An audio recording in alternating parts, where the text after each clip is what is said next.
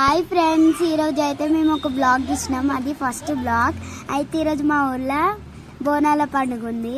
అయితే ఫస్ట్ బోనం నాకే అవుతున్నాయి.